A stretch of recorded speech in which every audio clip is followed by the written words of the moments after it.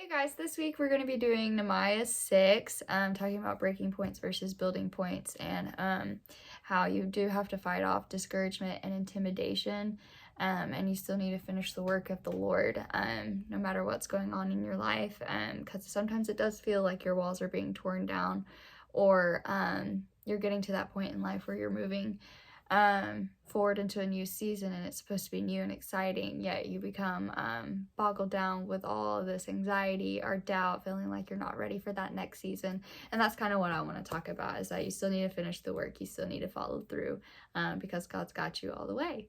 So I hope you guys enjoy. So y'all both know that I did have to tell my boss about me leaving, and my boss knew, like, from the get-go, like, that was like my dream job. I would give anything to work with pediatrics. I told that in my interview. I said, but as like a first-time job, like, I'm just wanting to learn, like, that was my goal.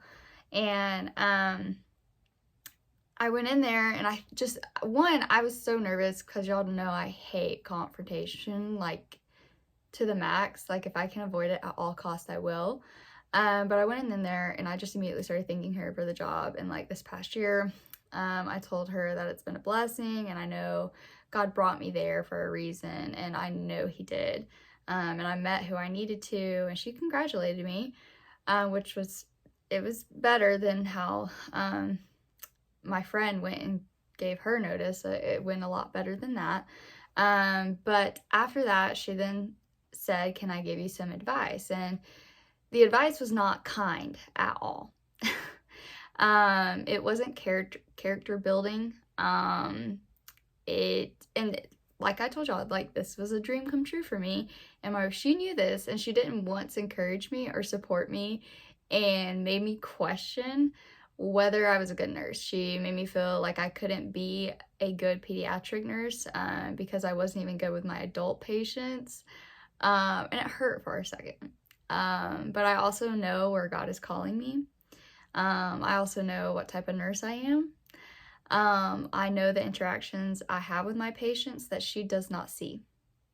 She hasn't seen me pray over a patient. She hasn't seen me stay 2 hours after I've clocked out to go through a Bible with a patient. She hasn't seen me make a Christmas tree out of paper for a patient who couldn't go home during Christmas. She hasn't seen who I really am during those interactions. And she hasn't seen my true intentions with these patients. And I know this is like a random situation, I guess, but how many times in our own life that when we feel we are about to have like a breakthrough, or we're making that step towards our dream, we're moving on from a relationship, we're about to get our dream job, or we're getting out of a very hard season of life, we're finally feeling free from anxiety or depression, we start to feel that, and then the next thing in life starts happening, and then someone or something interjects. Whether it's spreading lies or doubts as to who you are as a person, it makes you question whether you are ready for the next season of life. However, if God has called you to do it, then it is meant for you to do it. And the enemy tries to deceive you and discourage you and get you to quit before you even begun God's work. And I know that my situation, it's one of the very smaller levels of that.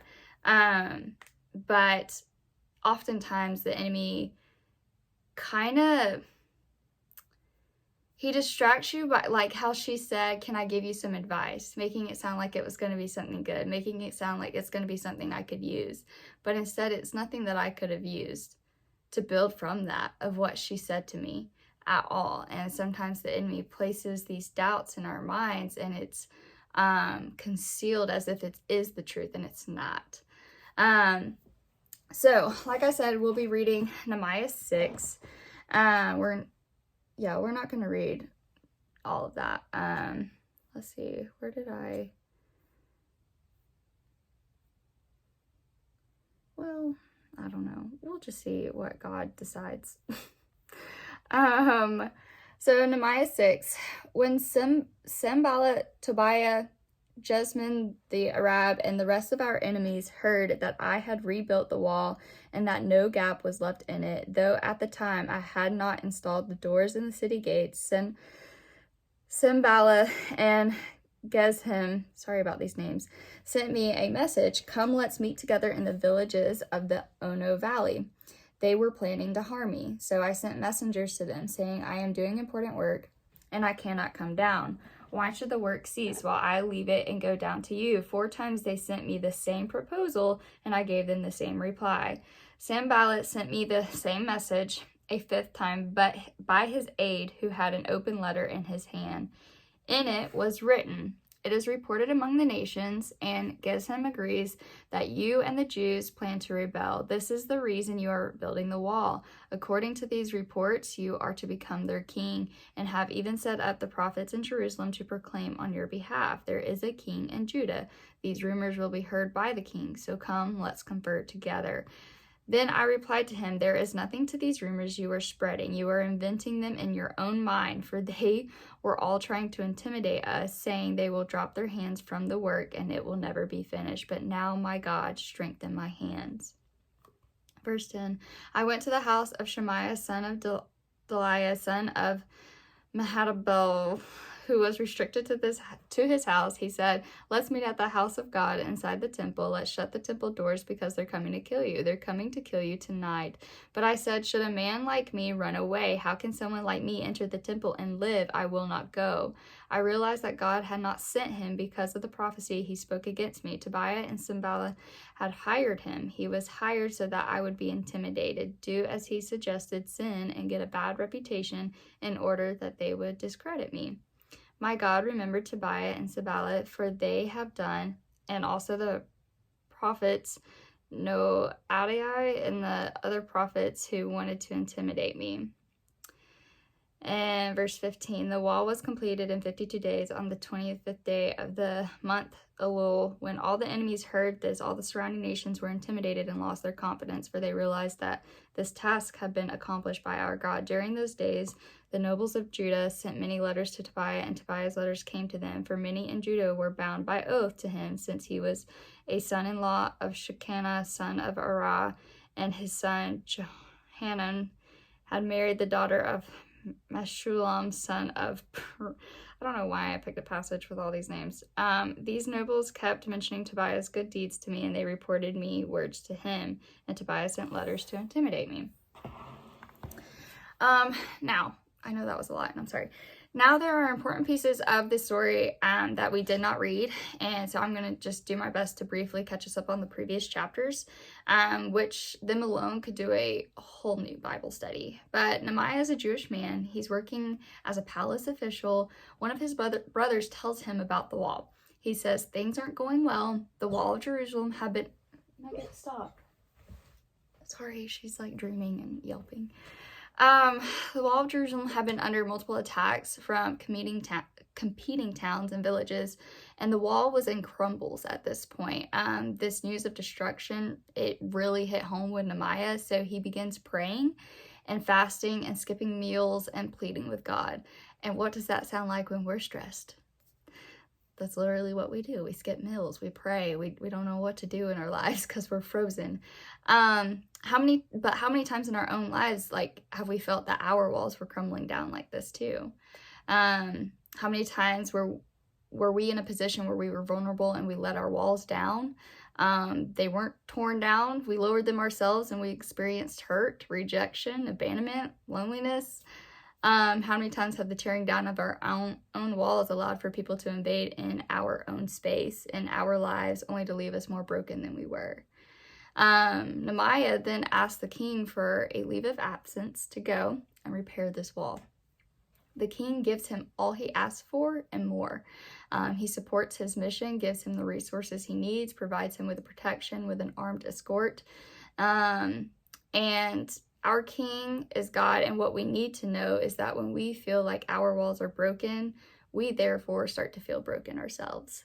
That's how we start to define ourselves. When we feel rejection, hurt, loneliness, it can be devastating and heartbreaking. But if we turn to the king, our king, he will give us everything we need and more. He will guide us and protect us. He will give us the resources we need to walk through the season we are in. He will give us what we need to complete the task he has given us, just like he did Nehemiah. Then Nehemiah, he gets to this wall. He sees the destruction. He sees the brokenness. He meets with the city leaders and tells them about his mission. And the king's support was behind it. So there wasn't any hesitation. They immediately stepped in. And that's how God's people should work. When you go to God's people, when you go to your Christian friends and you request for prayer, support, or a helping hand, or you tell them that God has placed on your heart for you to accomplish and do, there should be no hesitation of us stepping in and stepping forward. We should immediately jump in to help one another and support one another. And so that's kind of like the background. And then he builds this wall and everything, and he goes through a lot of discouragement and intimidation, and that's what we're going to kind of talk about. So the first section, I guess I grouped it off to, is fighting off discouragement, which was in those verses 1-9, and where these men keep coming up and trying to get him to leave the wall and come down from the wall. And when Satan tries to frighten you and get you to quit, you have to stay on task and ask God to strengthen your hands, which is what Nehemiah did. The attack upon Nehemiah was very significant because it happened at a crucial juncture in his life. He was nearly finished with the greatest task that Jerusalem's citizens had seen in their generation. Not very long before they were ready to cut the ribbon and enjoy a huge celebration, the enemy had began to plot against him. And we have to watch out for these subtle traps. But here's the thing. He has the same tactics the enemy does, Satan does. And the biggest one he will always use is distraction. Because if you're not focused on your task, you're never going to get it accomplished. And the villages that was discussed at the very beginning, the Ono Valley, was at the very northwest of Nehemiah's territory. And it was bordering the districts of both Samaria and Ashdod. Both were hostile regions, and Nehemiah knew they were planning an attack. The enemy likes to lure you in, and it's important we never forget that Satan has an agenda, which he is actively always pursuing. Nehemiah exercises discernment in these first few verses. He had a history of dealing with these people.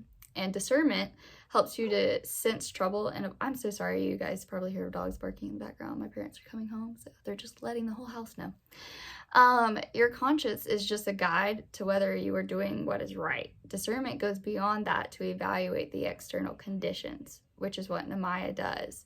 It's so important and so vital for us to dismiss the distractions we receive despite repeated pressures. Think about the mindset Nehemiah had to have to tell these people no 4 and 5 times. I have trouble telling somebody no the first time because I'm like, oh yeah, sure, I'll go do this. Why I agree so easily, I still don't know. But he tells them no 4 or 5 times. So it shows vision for the greatness of the work to which God has called you. But he persists in his refusal. And here's the reason. He says, I am doing a great work. He says, I have a great calling. God has committed a tremendous project to me, and if I leave, it will be threatened. One of the most helpful things that we can do to resist temptation is to remember that God has called us to a great task. This is true of every believer in Christ. I do not care how young or how old you are when it comes to the Lord. You are called to do a tremendous work today, no matter where you're at in life. And whether you feel like you're just going about day-to-day tasks and you feel like you're not. Because, I mean, even I get to that point where I feel like I literally go to work, I come home, help out here, help out there, meet a few friends. I feel like I'm not doing that great work. But it has everything to do with the interactions you have with the people around you. And when I was doing this Bible study, I kept coming across the story of a missionary in China, a young man who was a linguist and a diplomat in his work for the Lord. I can never find his name, but his work was so outstanding that one of the American companies in China tried to hire him. He told them that God sent him to China as a missionary, and that what he was going to do and all of that, he thought it would end the request, like being like, no, like, I'm here as a missionary, I need to do this. But instead they kept coming back with a better offer and an increase in the salary. and he turned that down too, and they still came back with a better salary. He finally said to them, it's not your salary that is too little, it's the job that is too small. How many times do we try and run from our past or our mistakes or our sins, the broken relationships we've been in, the hurt, and when we feel like we're finally ourselves, or we're finally feeling like we belong, our past mistakes and failures and brokenness begin to kind of haunt us each and every time. Everything that we kind of messed up on, it's like, oh, you've already messed up once. Are you going to do it again? They just kind of come back. And it comes to the back of our minds and to our hearts. It can be even be an enticing offer. And God is saying, don't turn around, don't turn back. I have work. I have good work for you to do, but I need you to stay focused. I know you're not happy where you're at, but keep going. I have something for you. Don't feel discouraged. Don't settle where you're at because you're comfortable. Don't settle because you feel you can't get anything better. Don't settle because you feel you're not good enough. Don't settle because I have work for you to do here. Focus on me. Focus on the task. And Nehemiah understands the importance of the leadership staying on task. He refuses to stop the momentum of making progress, and he persists in the face of growing pressure. And there's a great difference being an available man or woman of God and then being a puppet of people. And Nehemiah knew that. You have to be available to God, not a puppet to people. Some people never understand how you can say no. And like I told y'all, I am one of those. I have severe FOMO, okay? So when someone asks me to hang out or to do something for them, I always say yes, whether I want to do it or not. My heart is not always in the things I agree to. I have a hard time saying no. And this past year has taught me that no's are necessary. No's help me grow more in my walk with the Lord than my yeses do. Every leader, every person must reserve the right to say no. One of the marks of maturity is the ability to say no without an explanation. You do not have to explain your no's. And the second part is fighting off intimidation, which is within the verses 10 through 14 that I kind of narrowed that down to. So when Satan tries to frighten you and undermine your faith, exercise discernment and boldly stand your ground. So discernment is the ability to judge well, not judge one another, because that's not God's intentions. What I mean by exercise discernment is knowing what's true about yourself and your God, knowing your surroundings, knowing the people around you, knowing when something isn't right. Nehemiah has someone named Shemaiah, love these names, try and convince him he needs to run and hide in the temple. If Nehemiah would have done this, it would have shown the people he's fearful and he's a coward, and it would have been a lack of trust in God and would undermine the confidence of the people in his leadership. Just that small action. And Nehemiah questions it. He questions the offer. He questions the situation. Nehemiah was no priest, so he technically could not have just entered the temple when he pleased. It would have been trespassing, and he would have lost his life due to that.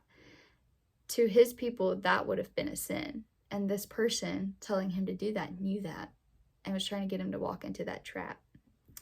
And now, this is what I want y'all to know, though. Satan cannot stand someone of integrity and truthful and honest. Satan will do everything he can to destroy you and ruin you, even if it is your reputation. So, how do you ruin a Christian's reputation? Someone who's doing the will of God and telling people such. You get him to sin. You get him to sin. He will always try and trip us up. And that's what they were doing to Nehemiah. A lot of times as Christians and even non-Christians, when they want to defile who our God is, something along the lines of that, if God didn't want us to sin, then he wouldn't provide opportunities to be tempted. He wouldn't tempt us and things like that. But in James, it specifically states that God does not entrap us into sin, but Satan loves this tactic of entrapment. Our sinful nature plays right into his hands, easy for us to believe his deception and turn away from what we know. A good reputation built up over a lifetime can be lost very quickly in the foolishness of chasing after the lust of flesh, the lust of eyes, and the boastful pride of life. So don't take someone's advice just because they claim to have God's perspective on the situation. It's always important that you're able to discern that advice. And then, let's see, I think my last little bit is knowing to finish the work, verses 15 through 19. Great things can be accomplished with God's help, but understand that Satan never gives up. Yes, Nehemiah's enemies saw the wall accomplished, and it temporarily got them to back off, but they came right back. The completion of the wall showed strength and favor of the Lord and the courage and persevering work of the people under the godly leadership of Nehemiah. When you have someone who is humbling, following Jesus Christ, someone you go to for advice, someone who turns to the Lord to provide you with guidance, those are the people that God is giving you as a resource. Those people can help you accomplish whatever it is you're trying to do in that season that you are in. People who encourage you and support you all the way through, not just in that season, but people who carry it over into the next. People who care more about being there than the convenience of the situation or the friendship. And these are also people that put these practices into everyday lives. Let's see. Sorry. My phone went out, or my Mac went out. But also, and then if you look at 17 through 18, where it's talking about Tobiah sending the letters to intimidate Nehemiah. Tobiah was a fellow Jew, a comrade of Nehemiah, someone Nehemiah thought he could trust. Those that we expect should be loyal to us cause us the greatest grief when they don't stand by us. This past year, I had a few people who I thought were some of my most loyal friends that I could have ever had. They were people I trusted, people I adored, people I loved, still do, people that my heart still ache for. They were people who I felt were sent by God to show me what true friendship was, what it felt like to have Christian friends who prayed for you and with you right then and there in a situation. They helped me through a very difficult time in my life because last year was not a good year for me. And when the season ended where we all met and it was just no longer convenient, the friendship wasn't, it just ended. It hurt more than any heartbreak I could have possibly ever experienced. And it's still something I think about and wished I could fix. It's still something I wonder if it was really God's intentions for them to be in my life. And I tell you that because not everyone who enters your life is sent by God, and not everyone that enters your life is going to stay. And it's so important that we learn how to guard our hearts. Just as Nehemiah was trying to guard the city, he's trying to build these walls up, and it's so important that we keep our walls up. And I don't mean in a bad way. I've talked about this before. There's a difference between keeping your walls up and protecting your heart, and then just completely barricading yourself in. There is a very fine line, and you have to be careful. But Nehemiah had a fellow friend turn on him and threaten him at every angle. And it may not be a friend that threatens you. It may be a stranger, your own self. Because how many times do we make our own selves doubt who we are and what we're doing? Like, how many times in your life have you been like, God, what's going on? What's my next step? Am I where I need to be? I have asked myself that multiple times in multiple seasons of life. Threat of fear and discouragement must be constantly combated, even if it is you fighting against your own self. You have victory, but then Satan comes at you again and again, and he will every time. He only has a limited number of tactics, though, to keep throwing at you. And kind of to conclude all this, I want to circle back to the opposition that Nehemiah received and experienced.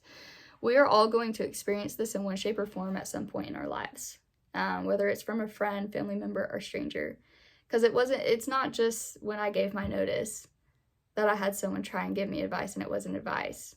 I've had, even, unfortunately, my own parents tell me I wasn't going to be a good nurse, or I wasn't going to be able to do this, or I was a selfish human being, even though I was literally at the most selfless I could have been during that time point in my life. And it felt like what I was doing was not enough according to them. But guess what? When you start doing the Lord's work, there will be opposition. Nehemiah started getting opponents to the project, and they were plotting to stop his work. And if he was going to pull this off, it was going to cause the rest of the non-Jewish population to forfeit all their land. And they came in because they were more concerned about their own benefits than the city's benefits at that point in time. And you will have people that enter your life like that, and and it's important to always be able to discern that. I'm kind of skipping over everything else I wrote. So I think that's all I got. That's all I got. Cause yeah, just discern who the people are in your life, basically, is the life lesson. I know I was literally going in circles with this Bible study, but there were so many angles of this Bible study that you could have done, and it was hard to keep focused. As I told you guys, stay focused. There you guys go. But do y'all have any thoughts, questions, concerns?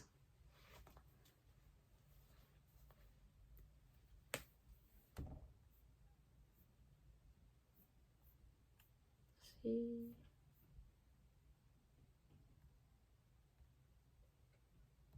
It was really good. I always pronounce his name Nehemiah. Well, you see, I said that in front of people because they were asking me what my Bible study was about. I was like, Nehemiah, and they were like, that's not it, girl. And I went, oh, well, thank you for that. And so, I don't know. Don't ever copy how I say any of this. Please. Ask a scholar, a Bible scholar, not I.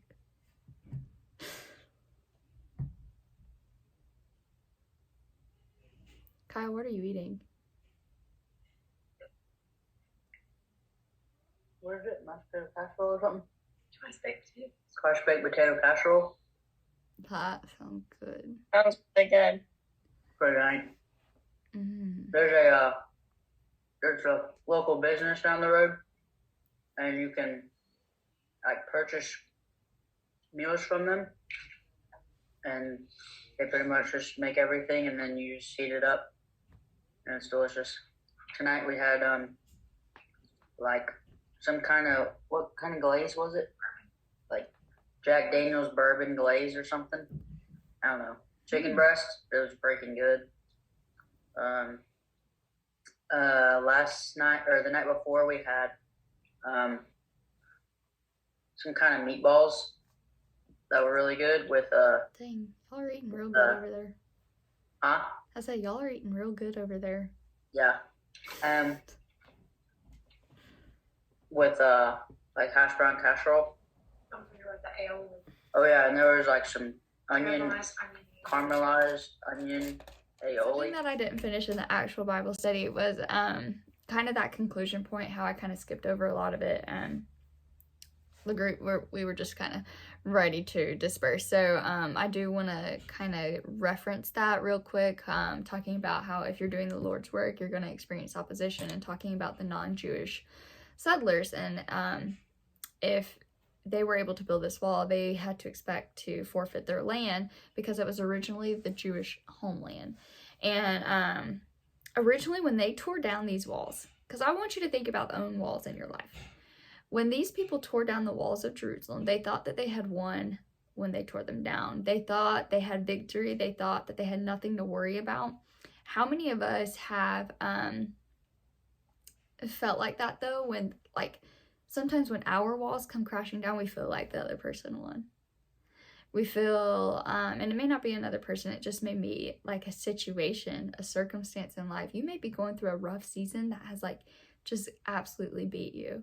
It has beat your walls down to absolute rubble, and you don't know where to begin to build it all back up. And sometimes we have people in our lives that come like that, and like I said, also situations, it feels like they're trying to steal our joy, our hope, and they downplay our achievements and accomplishments. And that opposition you feel, it's the enemy. It's not necessarily that person or that one thing. It's the enemy. The enemy is mad at you because after all you've been through, you still have joy. After all you've been through, you still have hope. After all you've been through, you're still planning. After all you've been through, you still have a dream in your heart. After all you've been through, you're planning for your future. See, the enemy is intimidated.